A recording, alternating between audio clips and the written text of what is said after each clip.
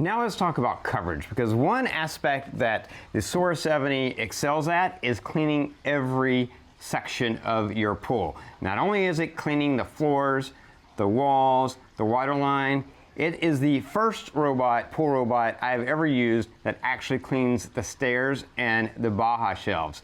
One thing you need to know before I get into how this cleans my pool is that my pool is absolutely the most difficult type of pool to clean. It is completely freeform. It is not a rectangle. It is not round. It is not any particular shape. It is completely freeform. There are almost zero straight edges on my pool. Everything is a curve and rounded, and it's the most difficult. So if a pool robot does well in my pool, you can guarantee it's going to do great in yours. So this pool robot is able to clean the stairs in my pool. I've never had a pool robot climb up on the stairs before. Most of them get to the stairs, they maybe go up maybe one stair and that's it. This actually climbs up on my stairs and gets debris off my stairs. Not only that, but it's able to climb up one of my Baja shelves. I have a Baja shelf along the back edge of my pool, and it's a long kind of straight Baja shelf. It goes up, gets on top of the Baja shelf, turns, and then goes back and forth along the Baja shelf to scrub the Baja shelf and pick up debris that's sitting on that shelf. And I've never had a pool robot be able to do that before, so that's really awesome. Now the Sora 70 does not have like an AI mapping capability. It's not mapping out your pool. It's just using an algorithm. So it'll be most effective with a pool that is more rectangular. Again, mine is completely freeform. So in my situation, there's some spots it's going to get, a lot of times, and other spots it may only get once or twice. But it does get still every spot.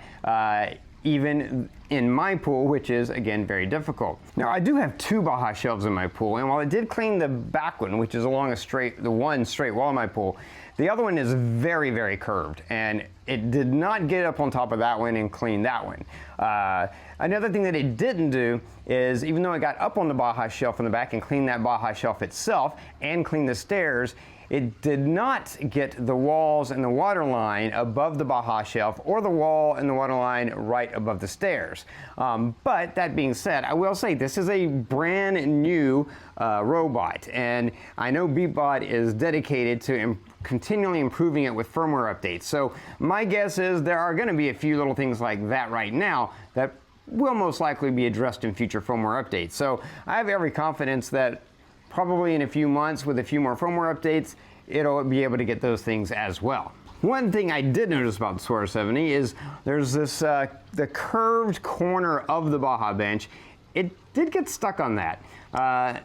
Eventually it got itself loose, but if you left it alone, if you didn't push it off of it yourself, it would stay there for like 10 minutes or so.